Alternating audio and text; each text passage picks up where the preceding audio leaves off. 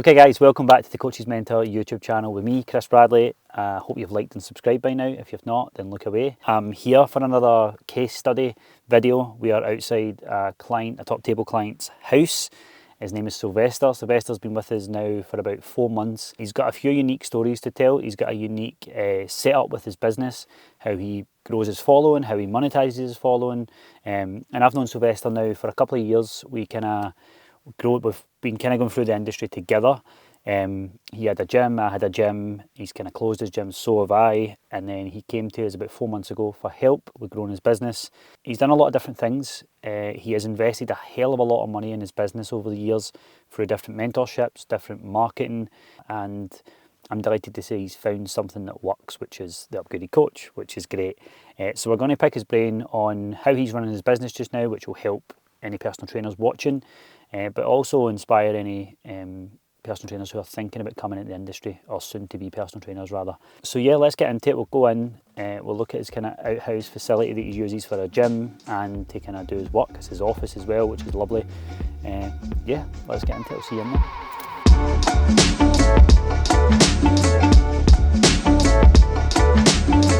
Touch that.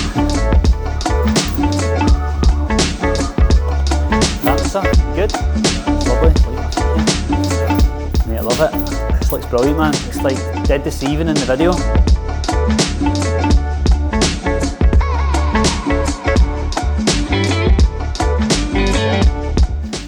I still probably wouldn't train. I pulled these off the wall yesterday and to try and even them out, and then they kept falling off again. So I'm worried they fall off today. But so where are you going to do the podcast then? Just with the seats here? Aye, so basically this comes off the wall. You pull this out. Pull the seat over and grab the seat. Guest there.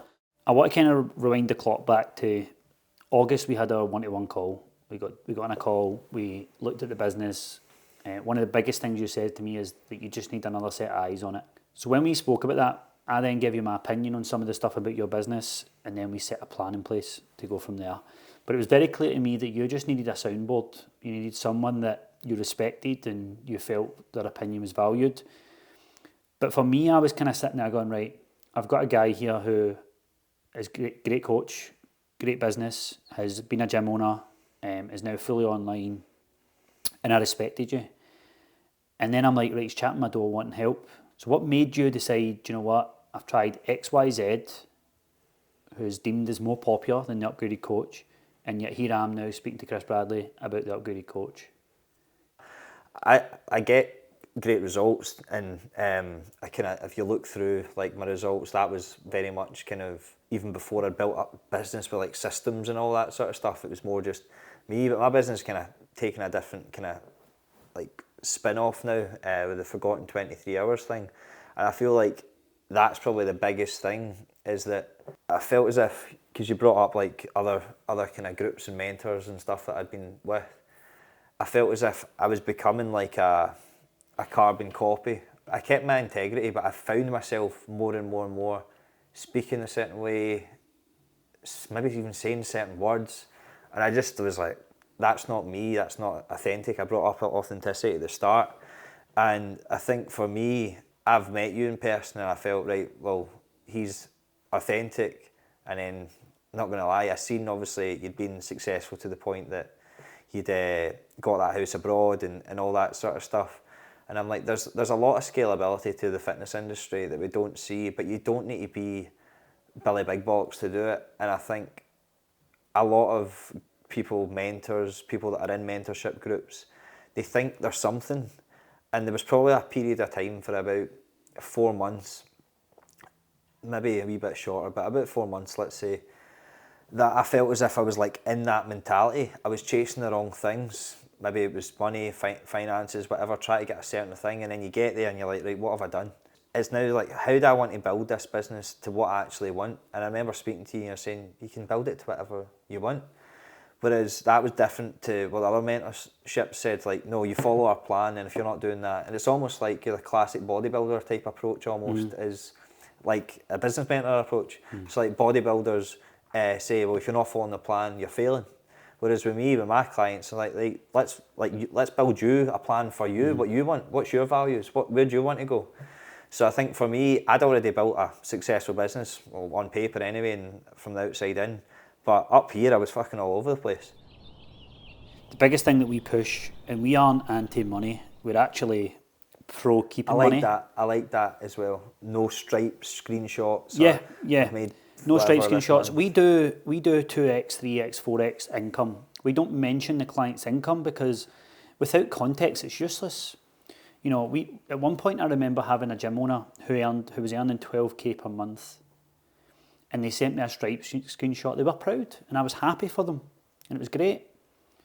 But as I screenshotted it and joined the party of everybody else, because I'm a business coach and you should share screenshots of Stripe, I came to myself and I went, hold on a minute, this client who's just earned 12 grand a month's got a gym, they have got 2 members of staff, a cleaner, so actually they're pulling in about 6k, then they have to pay themselves a wage.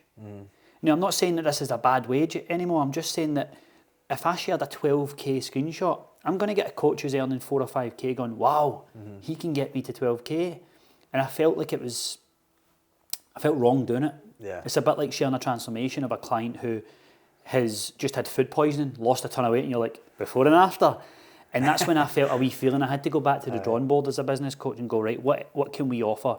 Money is what people need, because money gives you options to build the business that you want, as we've spoke about. So we thought 2x, 3x, 4x is relatable to the person. Now 3x in your income, to some people might go, wow, I'm earning 5 grand just now. If I was to 3x that's 15k. It's like, no. The person who's just won the 3x income award was at 1k.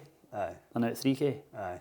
And that's why we don't mention these arbitrary figures. It's like, oh, I want to lose 4 stone. It's like, what does that even mean?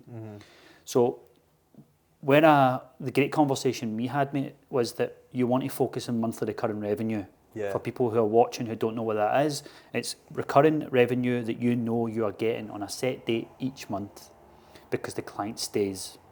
Now that level of comfort and security that gives you, your family, your ability to plan for the future is incredible. And what builds monthly recurring revenue is community, client care, and creating future and getting results. So think of this whole place getting taped and filled, right? It took me about 4 hours to just do that wee section. I'd wasted all the money on that and then end up phoning somebody to do it for me, right? So when people try and do stuff by themselves, then they end up making more of a mess. And he had to undo all the shit that I'd done. So there you go. For me, I don't even know what tape and fill is, so there you go. What was the move before you snooze? Give me a wee breakdown on that. Yeah, well, I felt as if I got out of shape and then I got a coach when I had the gym. And I struggled to work out in my gym. I was working people out all the time. And then I just put on a ton of weight and I was like, right, what am I doing here? I actually struggled to go out a walk to begin with. So I know it sounds mad, but I struggled to go out a walk. So initially I actually wasn't move before you snooze. It was like, just do something in the morning. So I'd have a cold shower, right? Not because of any fancy, like, science behind it or if it makes you better mentally or whatever. None of that. It was just because I didn't want to do it. So I started off with that. Then I went out a 10-minute walk, 20-minute walk, and before I know it, I was doing an hour's walk. Then it seemed a wee bit less daunting to do an hour's gym workout. You can start to see that Sylvester has the perfect setup here to run a business and to stay on top of your health and fitness, which as personal trainers we should do, whether it's physical, mental, all that good stuff. And in any capacity, you should be watching your health and fitness as a coach.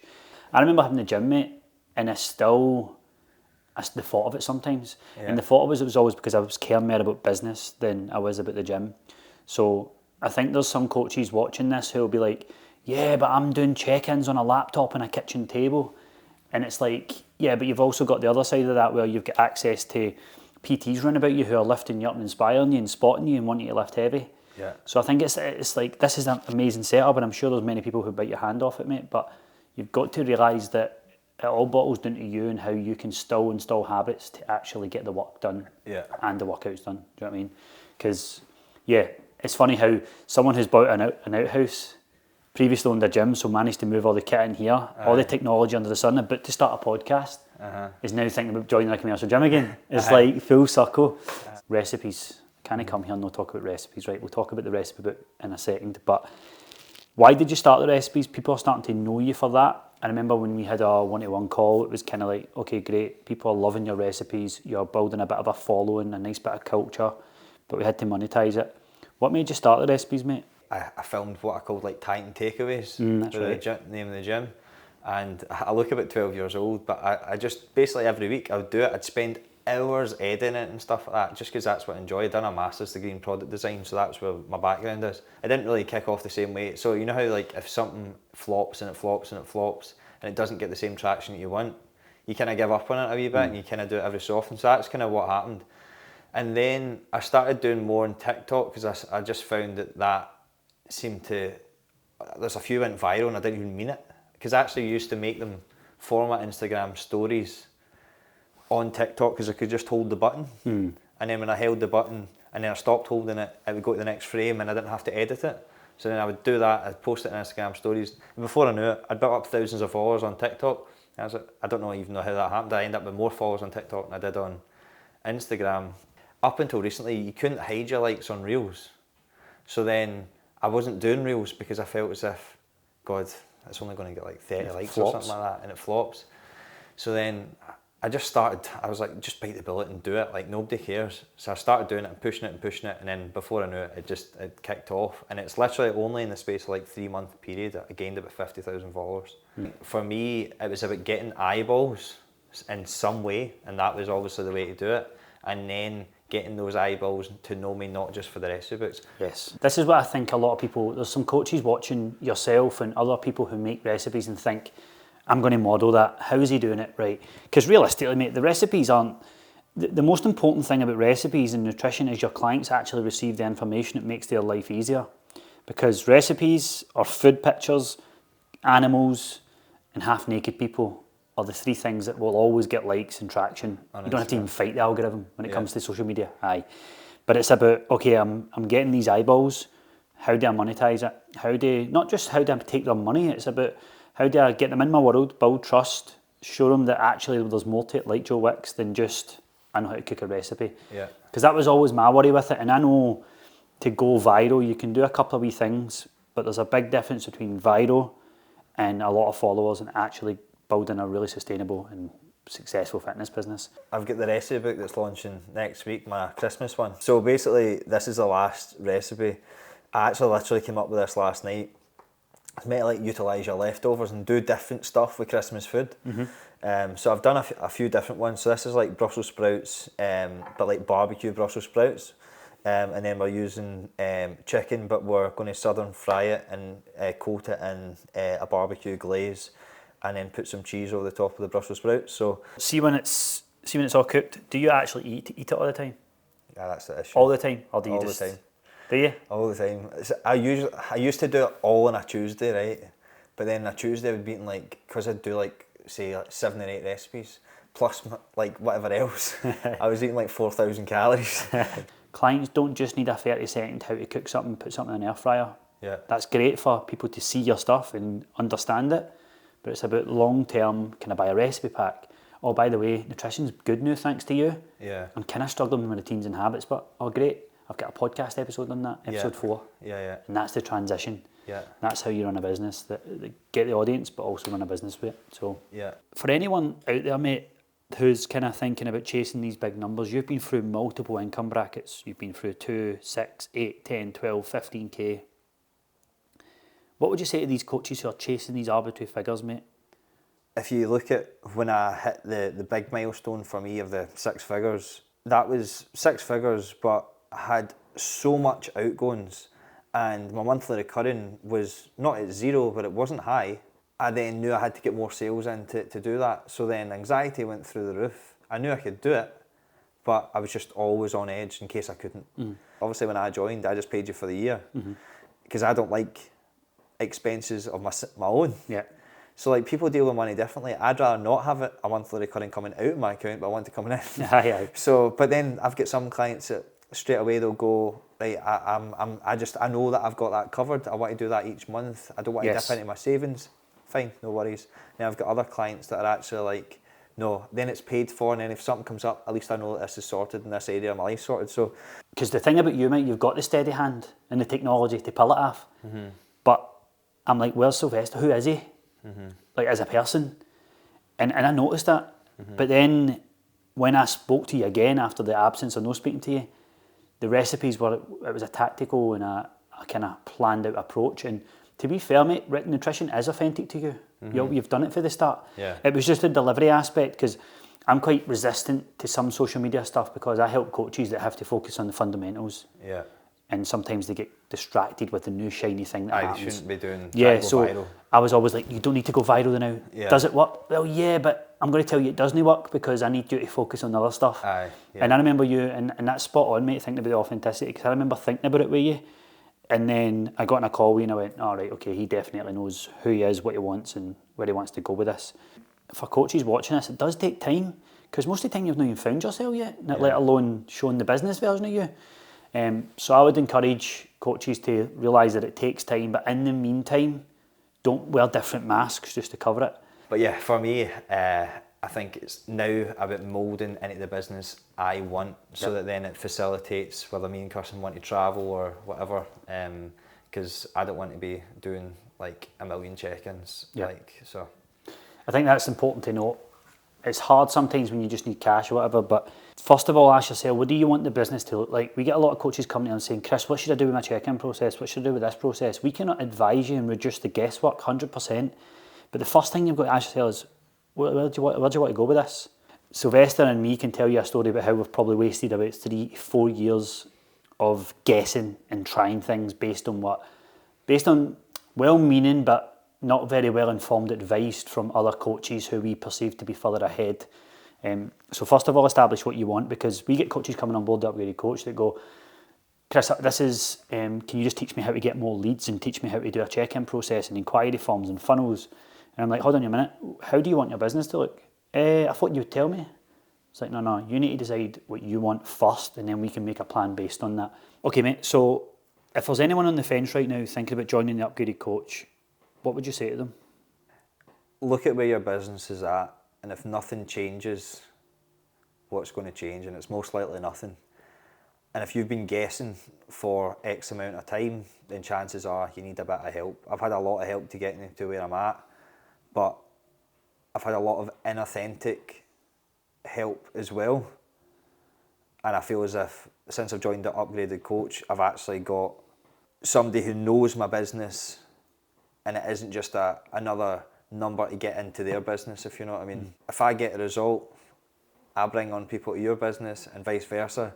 So it's not just about getting people into the program, it's actually about building your business the way that you want it. Not just getting people in, but building the machine that actually holds the people inside. Yeah, mate, great to chat to you as always. I'm excited for your future. I'm excited for the next stage in your business. I think there's a lot of personal trainers and aspiring personal trainers, current online coaches that could take a lot of inspiration for what you do, mate. Plus, Forgotten 23, the recipes. There's a lot going on, mate. There's a lot of different people who could find value in following your stuff. So, looking at the camera and tell them where to find you. So it's just my name with PT in then, because it's original. So Sylvester Sweeney PT. That's basically, unless I've changed it, I might just go with Sylvester Sweeney. But Sylvester Sweeney, there's literally no one online called that. So yeah, you'll find it. Okay guys, that's us done. I hope you enjoyed that incredible story, incredible chat with our client Sylvester inside Upgraded Coach Top Table. At this moment, I'll ask you to subscribe and like and leave a comment. Let us know if you enjoyed the video, if you're enjoying videos like this, and if you are, we'll keep doing them. I'm away because it's freezing.